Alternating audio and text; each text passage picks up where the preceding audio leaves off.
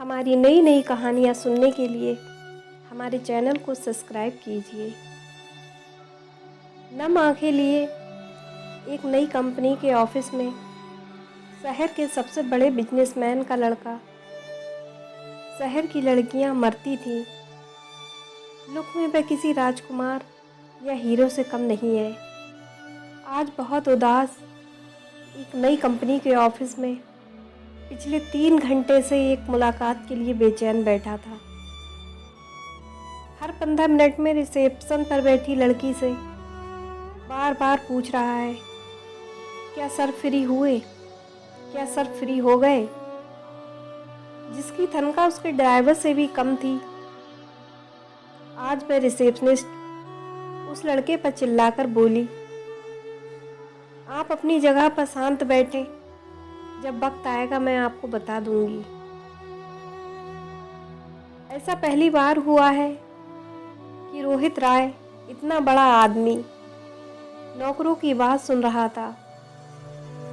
बात कुछ ऐसी थी कि रोहित राय की कंपनी दिवालिया होने वाली थी और उसको सारी उम्मीद इस नई कंपनी के मालिक से थी।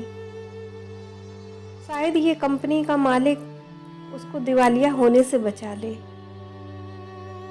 3-4 घंटे के इंतजार के बाद रिसेप्शनिस्ट उससे बोलती है, अब आप मैडम के केबिन में जा सकते हैं। बॉस के केबिन तक जाने से पहले रोहित को यह तो पता चल गया कि इस कंपनी का बॉस कोई लड़का नहीं बल्कि एक लड़की है। केबिन में पहुंचकर रोहित जब बॉस को देखता है तो दंग रह जाता है और कहता है, तुम और इस कंपनी की बॉस हो? यह हो ही नहीं सकता। जाओ, जाकर बॉस को बुलाओ। क्यों, मैं तुमको बॉस नहीं लगती? और अगर ऐसा है तो तुम जा सकते हो। नहीं, मैं तो बस पूछ रहा था। ऋतु, तुमको मेरी हालत का अंदाजा नहीं है, मैं किस हाल में हूँ।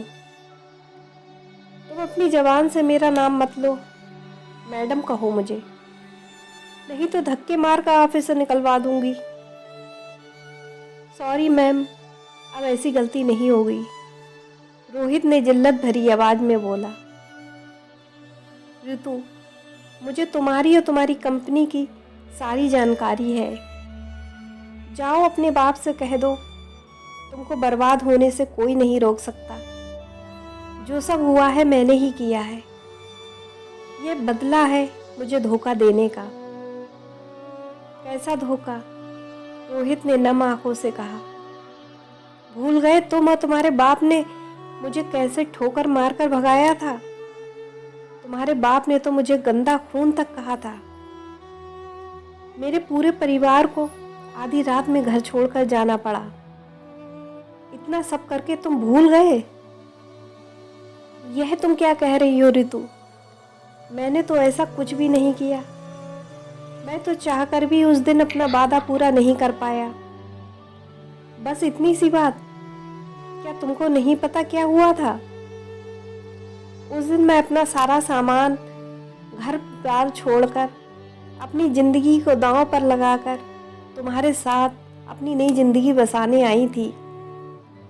मैंने 4 घंटे इंतजार किया। उस रात का आंधी तूफान भी मुझे तुम्हारे पास आने से नहीं रोक सका। उस तेज बारिश में 4 घंटे खड़े मैंने अपने अरमानों को जलते देखा। तुम्हारे बाप ने धमकी दी, अगर मैं ये शहर छोड़कर नहीं गई तो मेरी छोटी बहन कहीं मुंह दिखाने के काबिल नहीं रहेगी।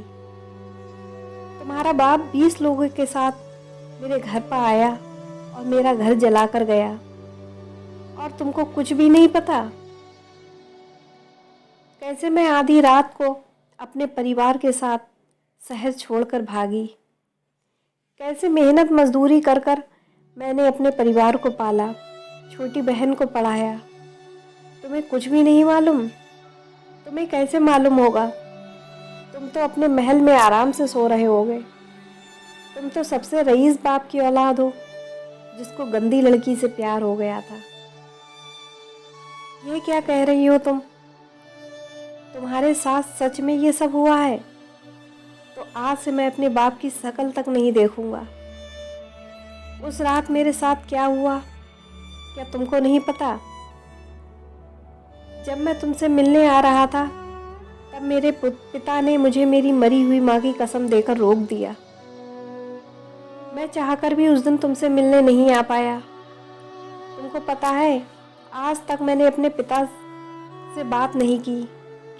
तुमको मालूम नहीं मैंने कितनी कोशिश की तुमको ढूंढने की। कितनी बार मैंने अखबारों में छपवाया, तुमने तो पढ़ा होगा। रोहित इंटरनेट से कुछ पेपर की कटिंग निकालकर रितु को दिखाता है। यह सब एक देखकर रितु के पैर तले से जमीन निकल जाती है, क्योंकि गुस्से में जिस आदमी को अपना सबसे बड़ा दुश्मन समझ रही थी और यह सोचकर उसने पिछले 10 साल गुजारे कि रोहित ने उसको धोखा दिया, आज वह गुस्सा ये सच समझ नहीं पा रहा था। दोनों एक दूसरे से लिपटकर जोर जोर से रोने लगे और दोनों अपनी अतीत को याद करने लगे। दोनों की आंखों में आंसू रुक नहीं रहे थे। 10 साल पहले रितु रोहित के ऑफिस में काम करने के लिए आई थी।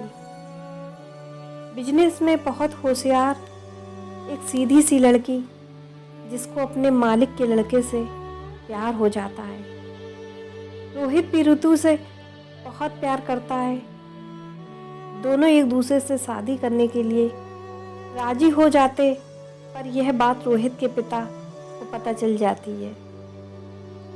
रोहित और रितु दोनों भागकर शादी करने की तैयारी कर लेते हैं।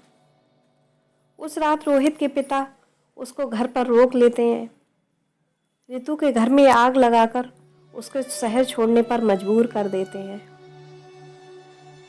दूसरे शहर में दर दर की ठोकर खाकर बढ़ी हुई रितु आज एक बड़ी कंपनी की मालिक बन जाती है।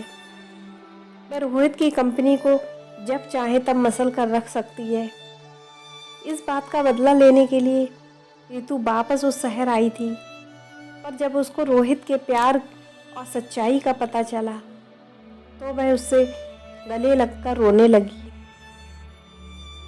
रोहित रितु को लेकर गुस्से में अपने घर जाता है और चिल्लाकर अपने पिता को बुलाता है और कहता है, देखो तुमने क्या किया। रोहित के पिता की आंखों में भी आंसू आ जाते हैं। इतने दिन बाद रोहित ने उनसे बात की, गुस्से में ही की। रोहित के पिता हाथ जोड़कर रोहित से माफ़ी मांगी और कहा, मुझे तो पता था यह एक ना एक दिन ज़रूर होगा। मैंने बहुत बड़ी गलती की है, हो सके तो मुझे माफ़ कर देना बेटा। पर एक बार ये ज़रूर जान लो मैंने ऐसा क्यों किया। मुझे नहीं सुनना, आपने मेरी ज़िंदगी बर्बाद कर दी, रोहित बोला। रितु कहती है, मैं एक बार ज़रूर सुनूंगी। आखिर मेरे घर जलाने की क्या वजह है। रोते हुए रोहित के पिता बोले, तुमको पता है तुम्हारी माँ और मेरी लव मैरिज थी। हम दोनों भी एक दूसरे को बहुत प्यार करते थे। मेरे पिता ने तुम्हारी माँ की और मेरी कुंडली एक बड़े पंडित को दिखाई और उन्होंने ये भविष्यवाणी की, अगर ये शादी होगी तो तुम्हारी माँ की जान जल्दी चली जाएगी। पर हम दोनों इन सब पे भरोसा नहीं था। पर तुम्हारी माँ के जाने के बाद में यह नहीं चाहता कि तुम दोनों के साथ भी ऐसा हो। जब मुझे पता चला तुम और रितु एक दूसरे को प्यार करते हो तो मैं तुम दोनों की कुंडली उसी पंडित को दिखाई और उसने तुम दोनों के बारे में वही बात कही। जिस दुख से मैं जी रहा था वही तुम लोगों को ना मिले, इसलिए यह सब किया। पर क्या तुमको पता है रितु की कंपनी इतनी बड़ी कैसे हो गई? वह अज्ञात डोनर कोड है जिसने तुम्हारी कंपनी में इतना सारा पैसा लगाया, वह मैं हूँ। क्या आप? रितु के पैरों तले से जमीन निकल गई। हाँ, मैं अपनी गलती का भुगतान जैसे मैं कर सकता था मैंने किया। फिर मैं तुम दोनों के हाथ जोड़कर माफ़ी मांगता हूँ। तीनों एक दूसरे से लिपट कर रोने लगे। आज सबकी ज़िंदगी से सारे गुस्से और गलतफहमी का बोझ उतर गया। रितु और रोहित ने कुंडली निदान करवाकर शादी कर ली और सब खुशी खुशी रहने लगे।